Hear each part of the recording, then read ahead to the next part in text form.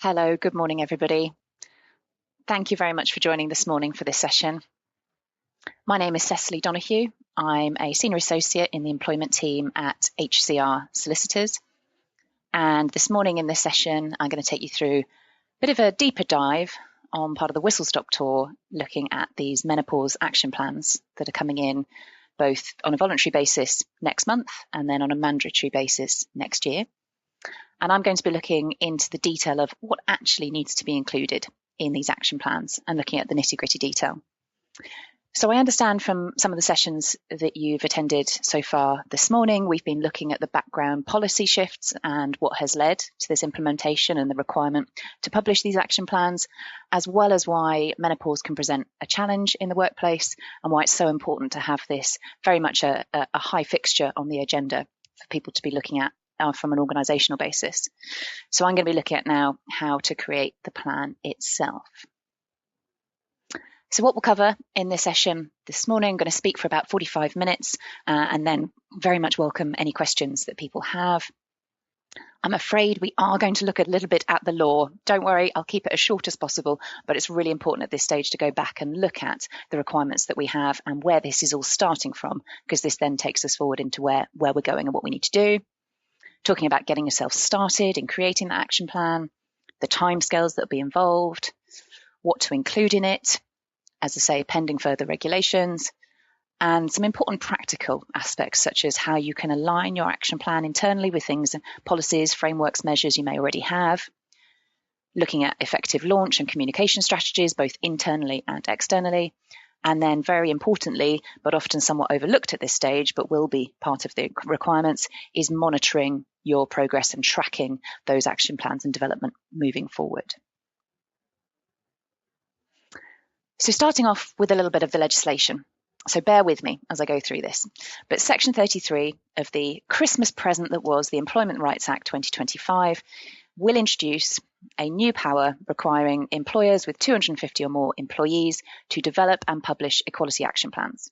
Now, those equality action plans must address, first of all, the steps that organisations are taking to reduce the gender pay gap, something that's already been in place for a significant period of time, and lots of organisations are used to it, familiar with doing it. But secondly, now we've got the steps that are required to support employees who are experiencing the menopause. And that second section is obviously the focus of the session and today. But what does that second point actually involve? This is Section 33 of the Employment Rights Act. Forgive me for bringing legislation to you guys at just after 11 a.m. on a Thursday morning, but I think it's really important to look at this because this dictates what we're looking at now and what you guys need to be doing. So a new Section 78A will be implemented into the Equality Act, and it requires regulations may require employers to develop and publish a plan, showing the steps that employers are taking in relation to their employees with regard to prescribed matters relating to gender equality, and to publish that prescribed information relating to a plan. Now, as with a lot of legislation, it's quite wordy, it's quite legalistic in how it is, but let's have a look into a little bit more as to what that means. So in subsection 3, it defines that a matter is related to gender equality. I've got the arrow here pointing to it, if it is related to advancing equality of opportunity between male and female employees. Again, some questions arise. What does that really mean? What does that mean I have to include? And as we've already addressed in subsection 4, we've got the requirement to address gender pay gap and supporting employees through the menopause. So the legislation so far doesn't really tell us a lot about what we have to say, when and how, and what we have to include in that. Now you'll see here in subsection 5, we start to get into that, where it says that the regulations may, among other things, make provision about the content of the plan, the form and manner in which the plan or information is to be published, when and how frequently a plan or information is to be published or revised, potential requirements for senior approval, descriptions for both employers and employees, and the descriptions of the information. So you can start to read those points at A to G and think, okay, well, this is a starting point as to what I'm looking at, what's required for me to be producing the plan and what's involved. But again, there's lots of questions as to what that means, what that looks like, what that involves. So where does that leave us? So we have Section 33 implementing the requirement, as we've talked through, to develop and publish these plans. But Section 33 isn't actually in effect as yet. And crucially, as we've looked at on the previous slide, it's going to be subject to further secondary legislation, the additional regulations that were referred to, which also haven't been published yet. But those further regulations will, as we looked at A to G on the previous slide, outline the detail that employers must include. So at this stage, 5th of March 2026, we don't have the detail of what must be included just yet. However, suspense, drumroll please, this lack of detail is a bit of an issue, given that we've got, from the 6th of April next month, an ability for businesses to voluntarily report. Voluntarily, yes, we acknowledge. And there's lots of commentary that's saying that some believe it's somewhat blindly. Others are thinking there's an element of freedom in that. Depends if you're a pint half full or a pint half empty kind of approach. But mandatory reporting is expected, and the government has made various announcements and the timescales have shifted, but the most recent confirmation is that that mandatory reporting must be in by the 30th of March 2027 for most public authorities and the 4th of April 2027 for others, so private, voluntary and all other employers. So we have this hard stop, the hard requirement coming in next year, but the choice coming up next month, voluntary reporting, albeit in some lack of detail as to what we've got so far, but the option and the opportunity, I think, to look at that. So getting started. So whilst we await these subsequent regulations, whilst we await for Section 33 to be implemented, hot off the press yesterday at about 3 o'clock in the afternoon, the government released some further guidance. Now, this is interim, this is initial guidance, but actually, in my view, it's pretty good. So we have the guidance for employers, which people may have seen come out last night. And if you're anything like me, you were hungrily reading it through yesterday evening. But we've got an overview document. It's about 9 pages, talks in sort of, as I say, overview framework terms about creating this action plan guidance. And it covers both gender pay equality and the supporting employees going through the menopause. So it covers both. So it's not particularly detailed, but helps give an indication of flavour, direction of travel. And then more helpfully, and again, provisionally, and subject to further guidance, which the government has committed to publishing in April. Whether or not it'll be in time for the 6th of April is another question, but there we go. But they've published 18 action lists. Now, 6 of those relate specifically to the menopause report, and these slides will be available to everybody after the session. I've got links here, but also if you just go on the Gov website, you can find them very easily. Now, as you can see from the titles of these, they're quite practical. They outline the type of things, it's the direction of travel to what we can then anticipate and expect the government to require in the subsequent legislation. It's a bit of a flavour of things to come, but really, really helpful. So we've got training managers offering occupational health advice, setting up menopause support groups and networks, offering workplace adjustments, conducting menopause risk assessments, reviewing policies and procedures. So I'm going to look at those in a little bit more detail based on what we have so far from what was launched yesterday. So these are summaries that I've put together, some of the key points that I think are really practically useful for organisations from the guidance that was announced yesterday. As I say, further to come, but a helpful starting point.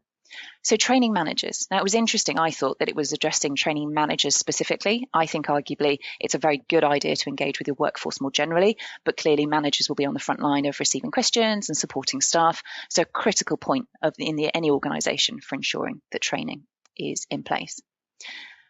And the guidance talks about making sure that any training you offer fits your culture in your particular sector, that it covers the law, that it impacts and looks at how symptoms can affect employees, bearing in mind we all know that they affect every individual who's impacted differently and that those symptoms can change regularly and over time, and to ensure the training sets out what support is available internally, that it includes real experiences and symptoms, perhaps by videos and case studies examples, that it sets out the clear targets that the organisation has, but also those expectations on those managers,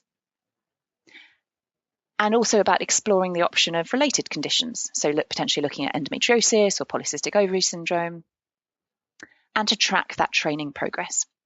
So some of the examples given were to monitor which managers then complete the training, how regularly they do it, having it regularly repeated on a 6 or 12-month basis, having a look at that. Now, the second action plan discussed and talked about offering occupational health advice.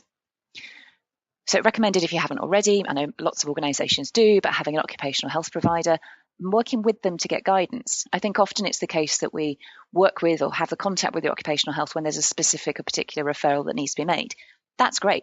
And as we look at, consider that giving that support in these types of situations. But also don't overlook the fact that they can be a really powerful resource for general guidance to organisations, not just on a specific employee matter. It also suggested exploring any support that may be offered from insurance providers. My experience, that often can be limited, but you never know, depends on the arrangements that you have. Certainly an option to explore, see what resources they have. Critical point here about asking employees for feedback. So either during, before, or after an occupational health referral or looking at it, get employees to engage with the organisation at an early stage for them and more generally about the things that they find helpful, that they find unhelpful, things to be taken into account. To actively promote any support that is available internally, again, via those occupational health referrals before or afterwards, and to track awareness, understanding and use of. And I'll come on to address some of the tracking in a bit more detail towards the end of the session, but obviously making sure that, as with any either employee assistance programme or occupational health, that you're mindful of any data protection obligations, privacy, and just the practical impact that you don't want to, you want to track usage, you want to monitor engagement and so on, but not to an extent that might deter staff from using them. The third action plan was talking about establishing menopause support groups and networks. Certainly in my experience, this is something that many organisations have done already, which is fantastic, but ensuring that those groups, either that you already have or you're looking to set up, are confidential, but have an inclusive environment, that they have flexible meeting times, hybrid joining options. It's all well and good to have these fantastic groups, but if people actually can't take the opportunity to join or engage with them, they're going to have very little impact. I think also the third point here is really, really important. Setting up these groups and allowing staff to discuss and have that safe space to do so, fantastic. But actually, are those staff or are those leaders of those groups equipped to lead those respectful discussions? How can they deal with sometimes some quite difficult challenges that come up? So having them to be involved in the training opportunities as well can be really, really helpful and impactful. Ensuring that those support groups and networks can share information with the wider organisation. Again, obviously on an agreed basis, not breaching any confidentiality, etc. But that support group can be a really powerful resource for an organisation to use, either to disseminate information through or to have the feedback loop from them. I think it really should be that circular focus. And then again, looking at the sort of monitoring and reviewing side of things, tracking that membership, tracking the feedback, engaging it, again, in accordance with data protection principles, but really seeing the impact, the benefits, both positive and negative, if any, about those support groups and networks and see what they have.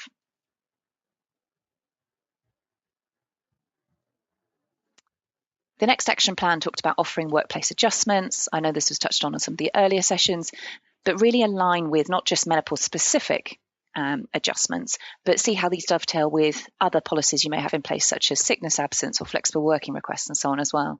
But think about establishing specific flexible work arrangements, if at all possible, that are tailored specifically to support staff going through the menopause.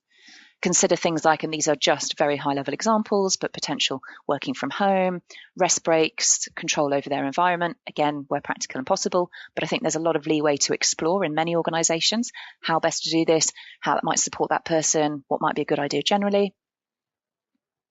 Clearly outline any menopause specific adjustments that may be possible, or that guidance and medical information that's publicly available. The government's really pushing some of that guidance to look at that and see what adjustments may be possible. I think timeliness. Often we all know that HR are incredibly busy. Resourcing is a difficult issue, but we all know that it can be really challenging for staff to raise those issues. They don't necessarily want to be labelled, or they've got concerns about coming forward, potential stigma,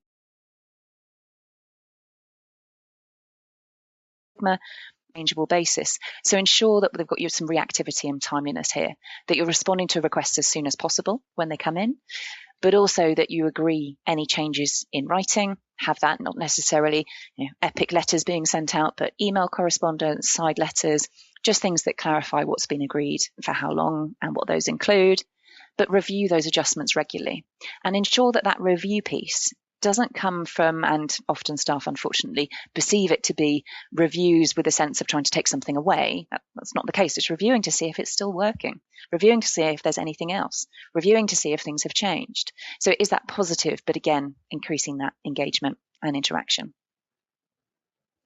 And again, tracking that data, again, in accordance with data protection principles. Fifth recommendation is the yesterday released action plans, conducting a menopause risk assessment. Now, just want to stress and make clear that menopause itself is not a risk, but the symptoms and how they can have an impact at work is key and really important to understand. So this can form part and parcel of your general workplace risk assessment. I think it's really important that there is definitely a section on it, or you might choose to have a separate risk assessment that covers some of the more menopause specific risks that can arise. So you're looking at things like temperature and ventilation of the workplace. If your organisation has a uniform, thinking about the material and fit of that, any potential economic furniture, rest places, cold drinking water. There's a whole list of examples actually in the action list just suggested, and you could discuss those with individuals if they come directly, or with your support groups. See what works. It's not going to be a one size fits all for everybody, but these are the flavour of the sort of things to be thinking about and considering as part of that risk assessment. Now, as part of that risk assessment, you're looking at regular and accurate internal communications, so employees know that they can ask for an assessment as well. It's not a sort of knee-jerk reaction as an immediate thing, but it can be something that is offered and discussed and explored with the individual to see if it's something that would help them at that stage. And then finally, and we come back to this later on when we're looking at implementation, but of course you want to be reviewing policies and procedures that you have in place already to ensure that they meet the needs of staff. Now, many organisations are already on the front foot of these things. Many have menopause-specific policies in place, which is great. Really encourage you and any organisation, particularly frankly of any size, let alone whether you've got 250 staff or more, to have such a policy in place, to review it, to keep it updated as needed, but also that it is a living document. It can be quite tempting for these policies to be very short or unfortunately incredibly lengthy, and then they sit on a drive or an intranet somewhere or even in a dusty cupboard somewhere, and they're not really lived and people don't know to look at it and so on. And actually they're a really fantastic resource that when an employee is maybe struggling or they've got queries or they just want to find out what the organisation can offer, it's a safe space that they can look at before they then have to be speaking to somebody directly or raising something on an anonymous email or reporting something.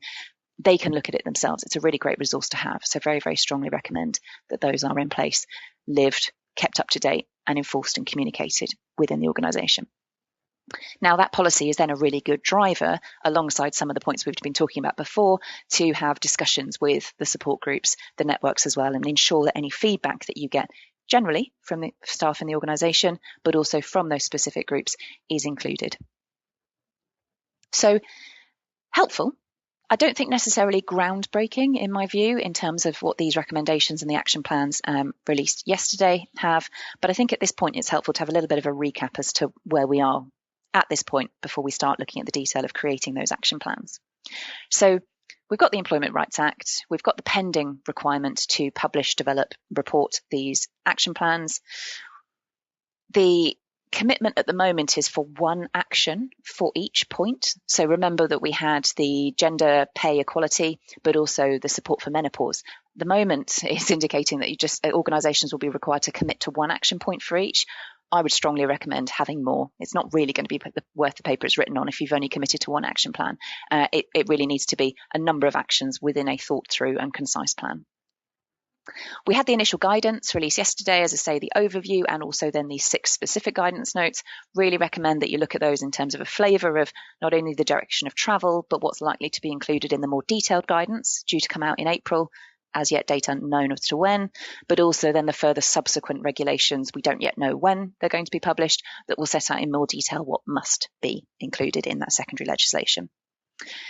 Organisations have the choice to voluntarily report from next month if they choose to do so, but then the mandatory reporting will come in March and April next year. So with that in mind, what do we do now? Now, as I said, I don't think most of those suggestions in the action plans published yesterday are particularly complicated. I don't think they're essentially particularly onerous or different from what I'm seeing many organisations have done already. As I say, lots will have existing menopause policies, lots have got particular support and networking groups already, and it may be that you just want to tighten those, you want to refresh them, you might want to update them. Great, and continue to do that. If, on the other hand, you don't have those sort of things, start thinking about it now. it's a really powerful way to ensure that you're getting aligned, you're getting informed, but you're putting those systems in place so that when and if you fall in with the mandatory reporting requirements, you're ready to do that and have that implementation timescale from now onwards until it becomes a requirement. You don't want to leave it to next year to then go, right, we've got to publish an action plan.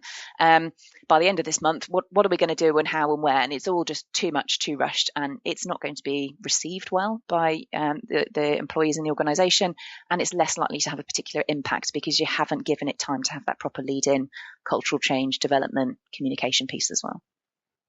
So align and build on existing policies and procedures. I think really clear the second point, to understand the issues in your organisation and ensure you have feedback from staff. So if you're not getting that communication loop that we talked about earlier, start doing so. Surveys, quizzes, polls. Yes, engagement can be difficult to do so, but have leadership within the organisation that can address it, have it being as a regular agenda point on team meetings and so on. You can really do take the opportunity, and they're really easy ways to ensure that you are getting that feedback from staff, but also having a bit of a think internally, particularly within HR teams, about understanding the issues in your organisation. There can be, for example, many difficulties that individuals may have from their own personal perspective to raising those. Is that relevant to your organisation? Does that see in terms of other practicalities on how they can make that report? Understand what may be the barriers, the blockers, or just things that as an organisation you haven't yet quite got to tackling, and identify those as issues to be addressed on an ongoing basis from now onwards. Start identifying your actions. I really think it's quite helpful and powerful at this point to be identifying the potential actions that you may want to do, to commit to, either on a voluntary basis next month or on the mandatory basis come next year. What is interesting is, again, some of the direction of travel that you'll have seen from the wording in the legislation is that there's going to be, we think at this point, a requirement for organisations to justify in those action plans, or at least to explain why those particular actions have been chosen. So think about, I don't know, for example, you might have a menopause policy, but you don't have a support group. If that's going to be one of your identified actions, why do you think that's going to help? Now, some of these answers are going to be fairly obvious and easy to identify, but it all forms part of the work that is really important from a groundwork perspective that can then assist with the communications, with the launch, to getting buy-in from leadership, to getting buy-in from wider employees at the organisation. So actually these actions stand a chance of being embedded properly, lived, and actually effected and go through. So I think having that justification piece and looking at that from the outset can really help make things a lot easier as you go forward. Now, a lot of this, as we say, we've got pending detail, we've got further guidance due to be released, we've got further legislation to come, but keep all of this under review whilst we wait the regulations. I really don't think we're going to have a significant sea change in any of the requirements, but I have been proven wrong before, and we've had many surprises in the Employment Rights Act and some of the final bits that came in at the 11th hour. So do keep it under review, but as I say, I don't think it's going to be a significant landmark on any changes. Voluntarily publish in 2026, next month, if you wish to do so. As I say, lots of organisations want to seize the opportunity to do so whilst it's a bit more free, that they're doing a lot of these things already, that there aren't necessarily the constraints of some of the requirements. I don't think they're going to be particularly onerous when we finally get the detail and the clarity, but you might want to seize the opportunity. If you're doing all of these things already, shout about it. As we know from the earlier sessions today, it can be really powerful from a recruitment, a retention, a cost-saving exercise, a productivity piece as well. If you're doing this stuff already, it does make sense to think about whether or not you want to voluntarily report and get yourself ready and in that practice of having these actions, follow through, monitoring, so that when it becomes a mandatory requirement next year, you're already fit and ready and can be in a better position to keep that on an ongoing basis as you go forward. Others are understandably taking the view that says, well, if I don't have to, I don't wish to, or we don't need to, and we're going to wait till we get the clarity. Absolutely fine, business's decision to do that, but I would still very strongly recommend that you have that as an agenda piece internally. And even if you're not actually reporting this year onwards, you're almost informally reporting internally. So you might be drafting those documents, you might be putting together that action plan now, even if you're not subsequently publishing it come April. Tracking the outcomes, it really is clear from the action points that we've had released yesterday and from the wording of the legislation that we've got so far that measuring and monitoring the outcomes is really important and will be part of the reflection piece of the action plans. And you can see how relevant that's going to be, not just for the first year, but more critically for the second, third, etc. years as we go forward with these action plans. You don't want to be in a position where you said, well, we committed to do this in 2027, and in 2028 it just didn't get done. That follow through, that's why this mandatory reporting I think is going to be more powerful than anything we've had so far. It is going to be about accountability and tracking those outcomes. That can be quite difficult. As I say, it can be quite challenging to get staff to take part in surveys. It can be quite difficult to monitor and see things. And there's just going to be natural fluctuations across organisations, turnover, staff awareness, agenda. We've got lots of things that are going to be changing under the Employment Rights Act alone in the next 12 to 24 months, let alone any other legislation that comes in, and with everything else that's going on internally in your organisation or externally. But it can be that there's natural ebbs and flows you want to be aware of now, so it doesn't catch you out and looks potentially negative, or you're having to try and scramble to find some justifications when we're in years sort of 2, 3, 4 onwards in that. So start thinking now about how you are going to review those things, keeping in mind, of course, any data protection obligations and just the practical aspects of not wanting to deter staff from being involved. Start doing those now, and it'll be familiar for as and when you're required to do it later on. And then finally, in terms of review, at the moment, the legislation is indicating that we'll be required to report every 12 months. Not a particular surprise there. But as and when we've got final clarity on that and the detail, obviously just making sure that you're building in the timescales internally to ensure that it's not left to the last minute, that you are looking at it as a lived action plan throughout the 12-month cycle. What can be done? What are we doing better? What needs to be picked up on? What do we want to do for next year? You've got that piece. So you're looking at it so it's not such a shock every time you're getting to the 12 months. So I want to talk a little bit more now about some of the practical aspects of, you've got the plan, you're either waiting for next year or you're deciding to do so voluntary from next month. Looking at some of these effective launch and communication strategies internally. And in my personal view, the first point is really, really key here. So the true worth of an action plan, which is what's going to be the requirement, lies in its execution. So if you're going to decide to do something and commit to that in your action plan, you've then got to do it. It can't just be a wish list, or it can't just be something that is that lacks teeth, that lacks the commitment within the organisation to actually achieve. There will be some things that can't be achieved. There will be some things that mean that something changes. For example, can you imagine if we had another pandemic, unfortunately, and we went into another lockdown? These things will change things. Organisation pressures upon them will change. It may be that you couldn't hit one of the action plans, but you have on some of the other points that you put in there. But making sure that's why that preparation piece is so key, because you don't want to commit to something that either you can't achieve or is just going to be so impossible and unrealistic to do so. But a key part of that is the buy-in at all levels of the organisation. So communication and alignment is really, really critical to the success of any action plan. You need it to be across the whole organisation and make it engaging. These are practical issues that are affecting all parts and all corners of the workforce across all sectors. You want to make sure that staff are engaged and aligned with that throughout the organisation. Communicate regularly in multiple different ways, have it on intranets, have it on notice boards, have it on Teams profiles, have it, you name it, multiple different ways. I think there was a psychologist, don't quote me on this, I'll probably be wrong, but talked about the 20 different times that something needs to be communicated before there's a recognition that a workforce will be able to see it more generally. 20 is a great number of ways in which and opportunities in which to engage. But you just recognize that some people are going to miss things, then things will hit and land with people in different ways. So do, as part of that plan, explore the ways that you communicate with your staff. What works, what doesn't work? And you will see that when you're looking at the monitoring and review and the tracking things as well. And that will help review what you do now and what you do later on as you get better at this as well. Technology is great as a resource for this, particularly if you've got hybrid workforces, but really think about the number of ways that you can communicate regularly and in multiple different ways to ensure that not only the plan stands the best chance of being understood, but can be aligned and acted upon once it's in place.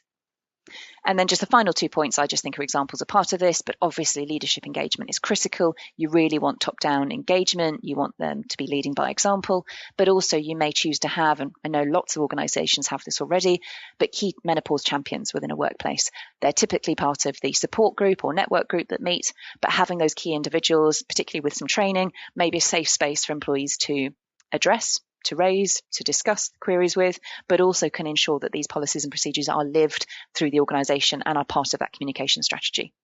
So really helpful, detailed ways to be looking at that effective launch and communication strategies, but I really encourage all organisations to think about what works for you and to be brave to try something new. If you maybe haven't tried a certain way before, use this as an opportunity to try something and see if it works. If it doesn't, lessons learned, you can try something different another way.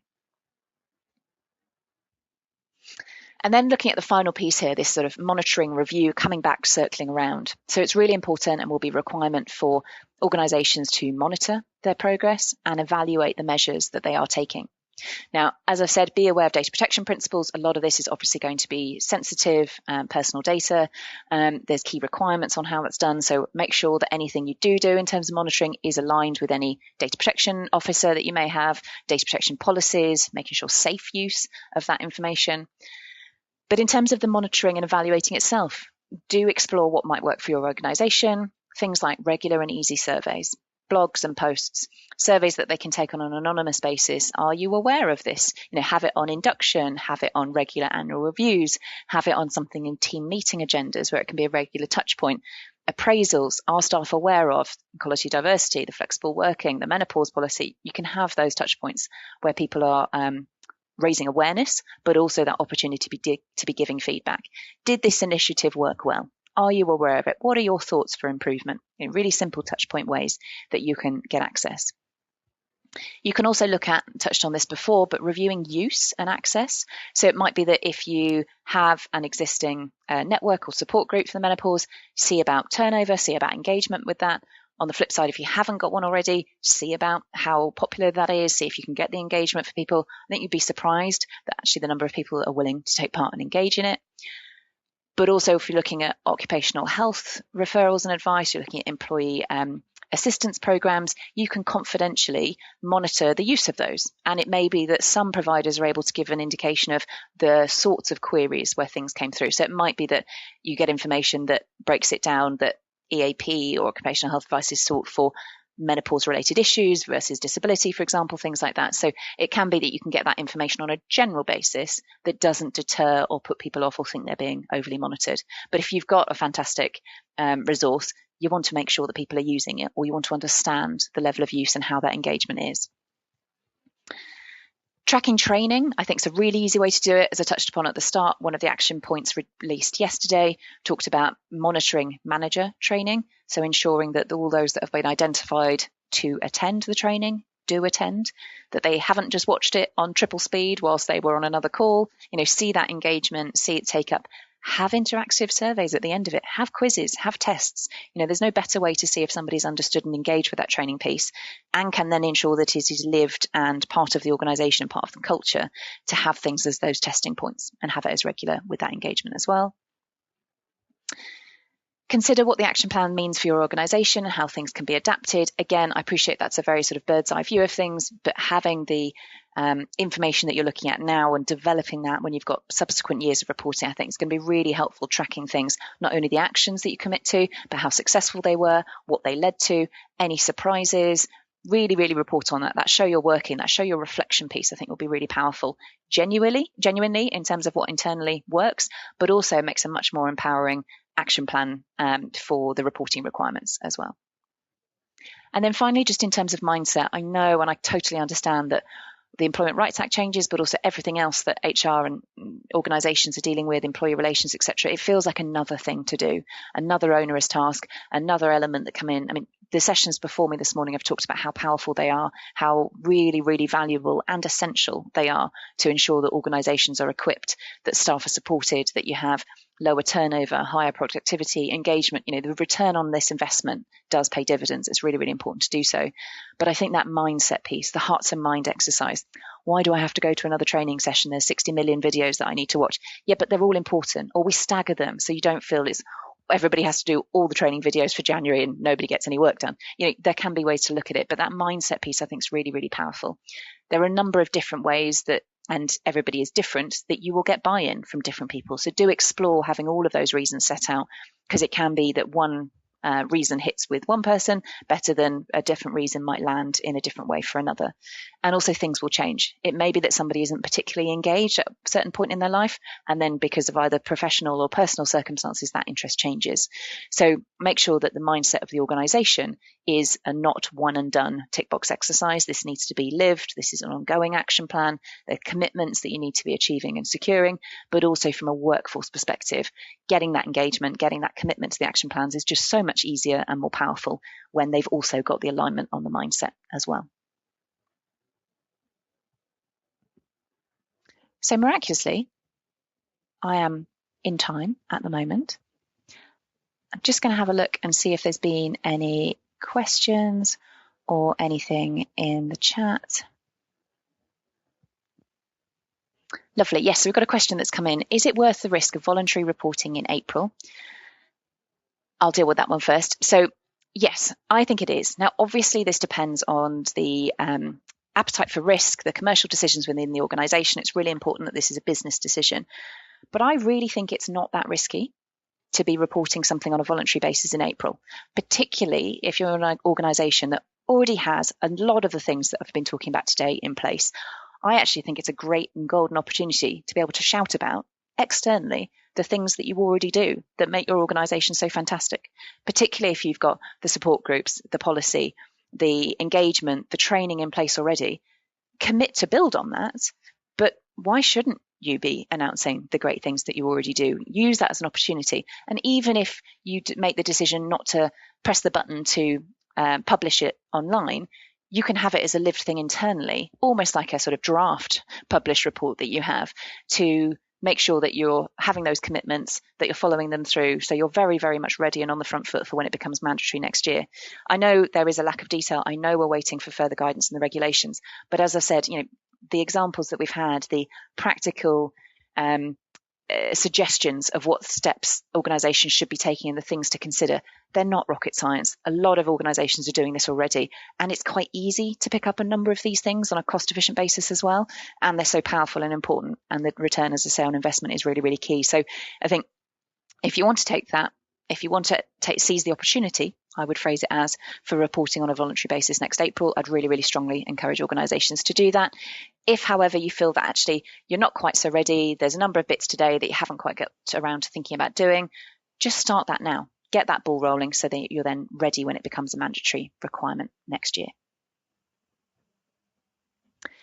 In the same, we've got another question. What sort of length or style should an action plan be? Yeah, fantastic question. As we know from the bits I looked at before, the form, the content and so on isn't yet been determined by the legislation. But I think if you are going to voluntarily report now, it's a golden opportunity for you to choose. You've got the freedom at this point before we're set in stone as to how things will be.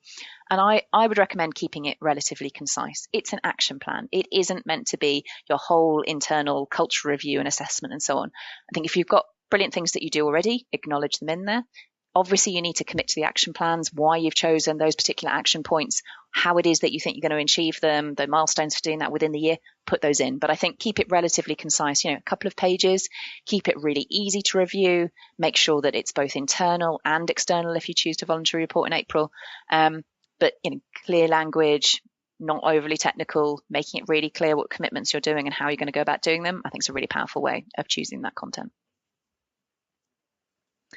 Are there any style guides published? Not at the moment.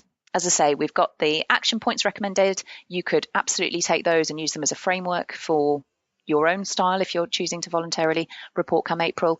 We'll be waiting the further detail on the requirements for the content and style when the further guidance and the legislation is published. And then finally, where will the action plans be published? So yes, the requirement to publish when it becomes mandatory next year, and if you're doing it on a voluntary basis come April, it's going to be on the gender pay gap service requirement already. So they're going to expand that. So the existing reporting for those that need to, obviously in the same eligibility criteria for the gender pay gap reporting, there's going to be, and the government committed yesterday to expanding on that platform to have some of this guidance as well. But that is where that online platform will be, where you either voluntarily or then on a mandatory basis publish your plans. Sarah, hi. Hello. Have we got any more questions in? I don't think there are any coming in, but and lovely to meet you. Sorry, I wasn't here at the start of your presentation, but I was a last-minute chair and I had to attend a meeting. But lovely to meet you. And I did catch the last 10-15 minutes of your presentation. I think it's a difficult one, isn't it, with this menopause action plan? And like Carolyn Harris, a Labour MP, who sure a lot of you know, who's we've known for a number of years, is a wonderful person, and she's been flying the flag for menopause for probably about 9-10 years now across the government. And she would be the first to say, if she was standing here, today, that we don't need to wait for legislation to happen before taking action. And exactly that's what you've been alluding to, isn't it, Cecily, in your presentation? But on the other hand, we totally understand that it is incredibly hard for organisations, and I know we've got mainly public sector on today, but some others might be watching on catch up, is really thinking about some of these small steps, because it is quite overwhelming. And I don't know the roles of the audience today, but typically from our point of view, you know, our clients are HR directors, head of EDI, head of wellbeing. You have a lot on. There's very broad agendas at the moment in these areas. So I think from perhaps one question I might have, you know, Cecily, from your point of view, if there is somebody in the audience sitting there thinking a little bit possibly rabbit in headlights, where do I start? I get it. I understand the impact of menopause, and from, as I talked on about at the beginning, broader female hormonal health, because it's all interlinked with the topics we are talking about gender pay gap, also attraction and retention of employees, obviously really important throughout that whole employee at work life cycle, and not looking just at these discrete life stages, but the intersectionality, as Helen touched on earlier, is so visible across all areas of wellbeing and EDI with this topic. So I guess from your experience, Cecily, are there any examples, not quoting them, but sort of some lived experience stories, and apologies if you did mention them in the first part of your presentation, but do you know any, just to give some sort of practical guidance for the audience who perhaps sitting there thinking, oh, not quite sure where I start, or there might be leaders, they're trying to, having challenges, which often happens, to get the leaders on board to become sponsors. Any thoughts of practical examples? Yeah, I think first of all, acknowledge that feeling. This gets a little bit sort of psychological, which I'm very unqualified to comment on, I will say, but a lot of it is overwhelming. There are so many changes, and all of these individuals at whatever stage of the organization they are at, they are busy. Acknowledge that, accept that. Don't beat yourself up that you've already got lots of things to do. So acknowledge that it is busy and see what quick and easy wins you can get. It is powerful. It's not lazy at all. And it shows part of the commitment to the changes to, as you say, female hormone health, all of the things within a fully functioning and broad and diverse workforce. So these action plans, you can pick and choose a number of different things that you want to do. So start by looking at, what do we do? And if the answer is nothing, that's fine, but you're going to have to. So it can be really easy things like, shall we have a short form policy? Or if we already have a policy, when did we last look at it? And who looks at it? And actually, is it something that we're seeing coming forward? And then you can do more sort of, you can grow on that and say, actually, I'm going to commit to training. Documents are just, lived on the internet. Nobody reads them, or they have the view that people don't.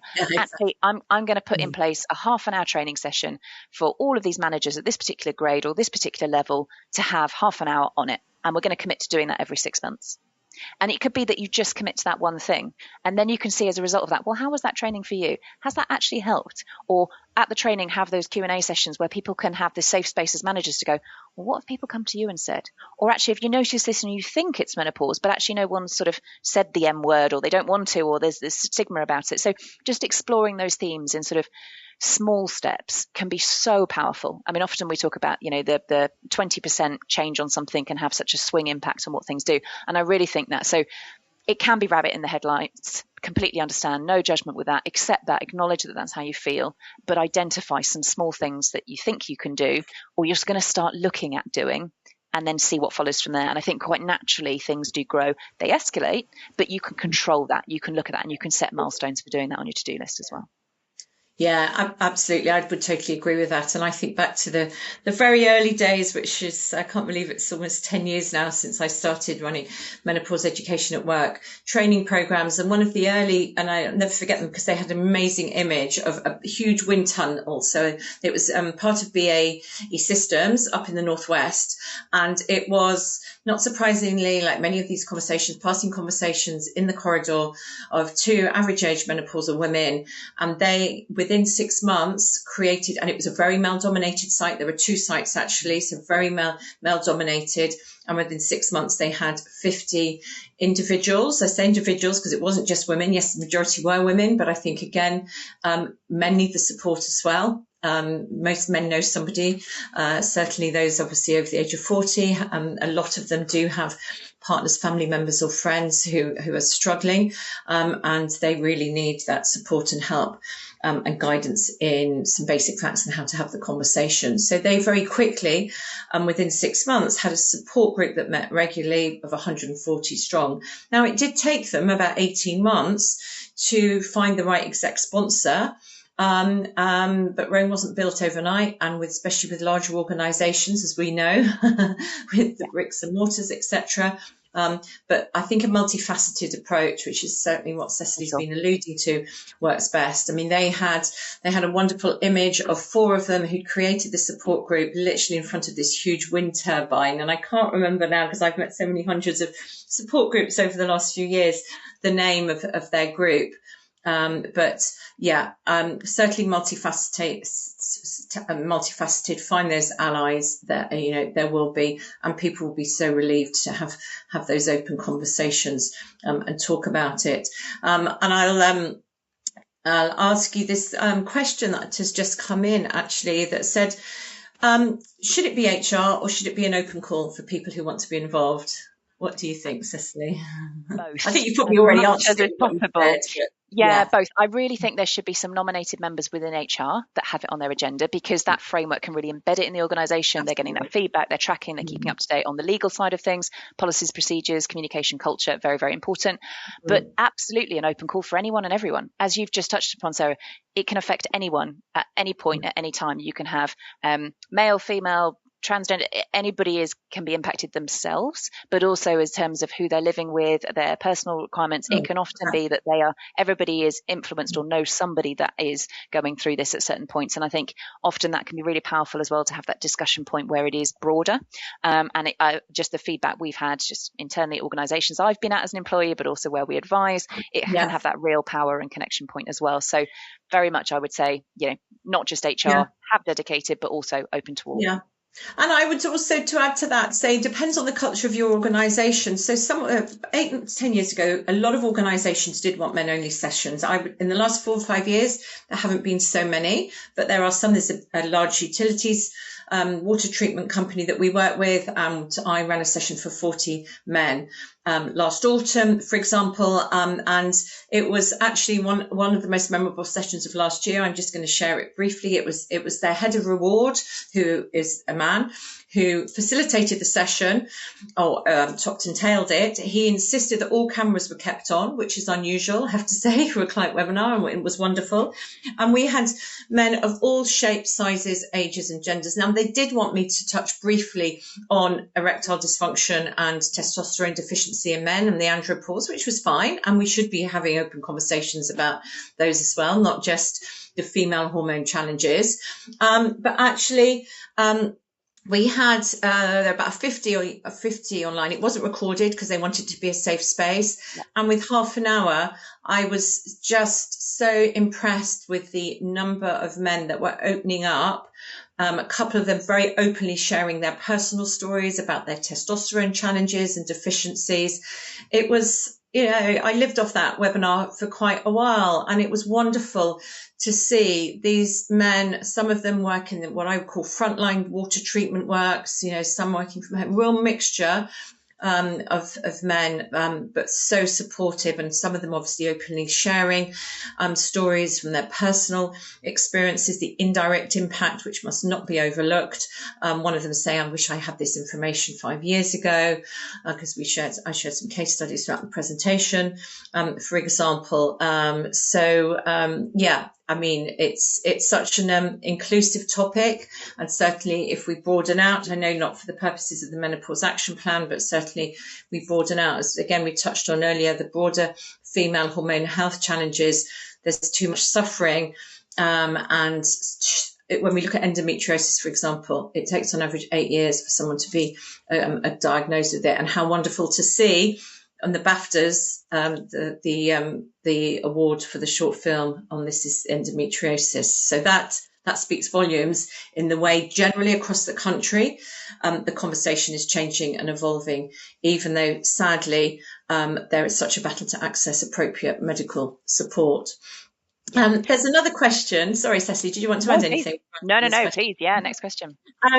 So it says, how do we ensure diverse voices are involved and considered without tokenizing, in quotes, or targeting marginalized groups who may have increased stigma around talking about menopause, e.g. people of color, trans men, people of faith who, sorry, my screen's just jumped, who may be reluctant to get involved, or it's not obviously visible to them? Yeah, it's a brilliant question. Thank you for asking this. This is where it really comes in with that multifaceted approach and the broadness and repeated and different ways of communicating. At the end of the day, you cannot force somebody who is reluctant to either be involved or talk about their experience to do so. This is not about forcing anybody to do something that they're uncomfortable to do, but acting in a way, communicating in a way, opening things in a way that try and encourage breaking down those barriers, or showing things that can be, really engaging, because it's not just employer-led, it is employee-led as well, can be really powerful. And then you get that feedback and that investment in that time and way of having that multifaceted approach and communication can encourage people over time to get involved. So it may be that if you have a staff survey, you actively say, we would really love to hear from X, Y, and Z. Now, it's not excluding, it's not targeting. As I say, absolutely take your risk on tokenizing and so on, but you can acknowledge that we haven't had feedback from this particular team, for example, or, but you need to be careful on how you're categorizing that. But you can say, we really want to hear from everybody. And things like we've had, 20% take up, we'd love more. We've had 40% take up in this survey. We'd love everybody to get involved. Managers saying to their teams, survey, link, please fill it out, and so on. At the end of the day, you can't force somebody to do so, but having those ranges of ways of getting involved, having the acknowledgement that you want the transparency with everybody to be involved, can really help to try that. No guarantees, but I really think and have seen that has progress. Yeah, no, absolutely, it does.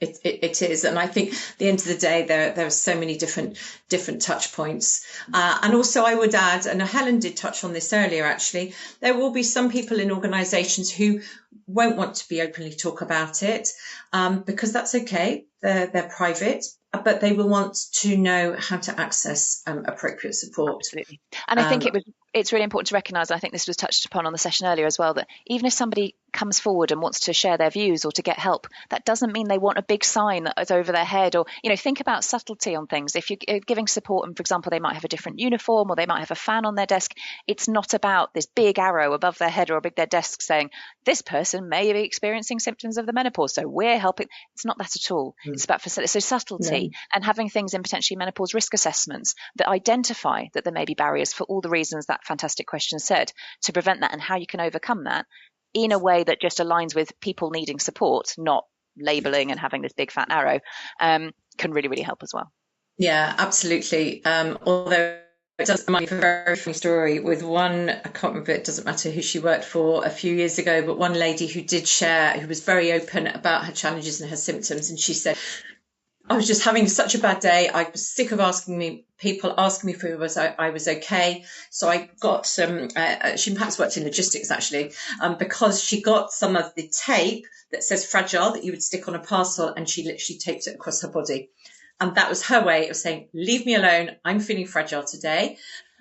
Which we had quite a laugh about, but it's back to the individualized, reasonable adjustments. And it's in that moment, just because someone, and we don't want to label, and I do generally think in a few years' time, the word menopause won't exist, because we need to focus on these three separate hormones, estrogen, progesterone, and testosterone, the impact they have in the human bodies, predominantly female, because there's a bigger volatility and impact than in men.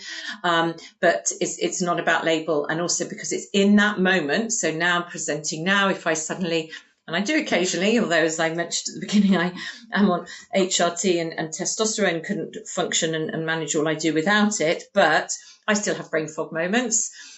So what would I want to happen? Now I just say, but some people won't. And so for example, a lot of people use code words, for example. Certainly teachers, I think teachers do anyway, not even menopausal moments with their TA if they have one. But I remember working with a senior female exec a few years ago who her go-to expression with one or two colleagues in a meeting was, "Shall we revisit the agenda?" And that was her colleague's Brilliant. cue. Yeah, a cue to say, okay, I'll just pick up without putting the focus and the spotlight on her. So I think that's really important to consider around when we're looking at the practicalities, which we are, because yes, as we said earlier, policies have to be practical, they have to be live and visible, but ultimately it's what support does that individual need in that moment when that particular symptom is prevalent, whether it's heavy menstrual bleeding, which, as Helen said, around 40% of women do suffer from. If it's that brain fog moment, they've had a terrible sleepless night, they're present at work, but their presence, the presenteeism is really important. Some people do use, whether it's a traffic light system on their calendar in different ways, again, but that's why the manager's training is so important. And I agree with you, Cecily. We do, ideally, it needs to be mandatory, but we understand, we are realistic that managers have huge agendas, but bite-sized training on this topic is so important, because if an individual feels uncomfortable to speak to their manager, and we know that at early stages of introducing menopause cultures into organisations, only around 10% do speak to their managers, it does cause quite a blocker. And actually, I think we might have some people on from the Cabinet Office. I mean, they did quite a lot of work a few years ago, and we trained up a number of champions as well. And that's where the champions, like mental health first aiders, can play a really pivotal role. So this is a good question that says, then, and I know we're coming up to 12 o'clock now, how do we stay on top of changing regulations? With the deadline moving to next year, new guidelines being released, it feels hard to keep up. What would you say to that? I think it's practicalities, isn't it? And not worry too much about regulations what do you think? I think, and it's the direction of travel. As I say, I'm afraid the Employment Rights Act is huge. This is one part of, we've identified at least 60 changes that are coming in over the next few years, all of which require a lot of thought and effort. It is overwhelming. Break it down. Have a team. Diarise parts of your week, your month, to set aside specific time for reviewing what's come in. When did it come in? Do I need to be up to date on it? Use law firms, use social media, use IT, sign up for email updates, the pithy version where people like me will review everything, summarize it in the top tips for you. Brilliant. We've done a lot of the legwork for you, and it's free. You haven't had to pay for that. So do seek help from other organizations, professional or otherwise. But also, so yesterday, they didn't, the announcement with the action plan and overview guidance documents, I only found by Googling for it. And we can't expect everybody to Google all the time. But now that they've committed to the further guidance, I was able to sign up for email updates from the government service that said, right, we will now contact you when this comes in. So again, another source. So it is overwhelming. It is very hard to keep up. We're all human. Do what you can. Don't do it alone. But also try and have that separated time, using other professional services to assist, but having that touch point where it can be brought into you rather than you having to proactively always be looking for what's changing, I think can really, really help. Yeah. Thank you. And I think there was a question, which I can't see sort of skimming through here, but something, about, again, when it was with regards to, waiting for the regulation to come in, I would also turn that around and look at the cost to your organisations of neglecting and ignoring this problem, because it is huge. And I won't get too much on my soapbox, but within our team at Newson, with my sister, with the Balance team, we talk about it a lot, because every minute of every day there is somebody suffering unnecessarily in the workplace, and even a conversation. And I just it was South Gloucestershire Council we worked with a few years ago, and I remember one employee went to the HR director after an awareness training session and said, I'm yet to speak to my GP, but I have been more productive in the last 2 days at work since listening to the training session than I have in the last 2 years. Wow. So I think just from, that the power of talking, your organisations acknowledging that they are starting to take this seriously. It is a journey. It's not a switch or a flick for an organisation in the same way these hormonal challenges as, again, actually, it was a board level director he's now at Dorset and, not Dorset, Devon and Cornwall Police, but he used to be at South Gloucestershire Council, and about 8-9 years ago before COVID, he used to run some fireside sessions with me for men. And he would say exactly the same with the light switch. He said it's not as though women wake up one morning and suddenly a light goes on, a switch in their head, and they know they're perimenopausal. If only it were that simple. And it's the same for organisations, with all that Cecily has shared, and with some really, really practical tips. And again, I think just to close is exactly what you said. Break it down. Small steps, like anything, any other initiatives that you have introduced within your organisation, whether it be mental health, EDI initiatives, this is the same, although it does, I believe, impact any employee in different shape or form. If not now, it will in the next few months. So just to close, and just firstly, most importantly, to say a massive thank you, Cecily, for joining us. My pleasure.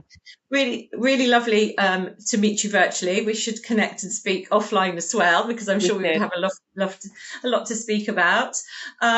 So we are now going to break for lunch. Any questions, thoughts, observations, please keep trickling through the Q&As, when we log on to the next session, because we want to keep conversations going. There was a question about slides. Yes, you will receive copies of the slides after the event. So don't worry, because there was a lot of very valuable information. You can't take it all down. You want to just sit and listen and soak it in.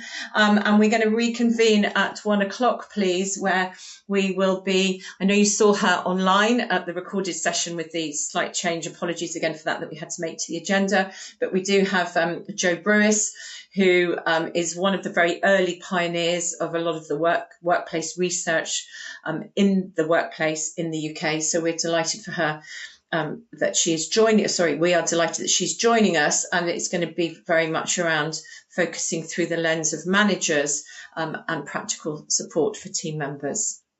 So thank you. Enjoy your lunch break, and we shall reconvene in an hour at 1:00. Thanks, everybody.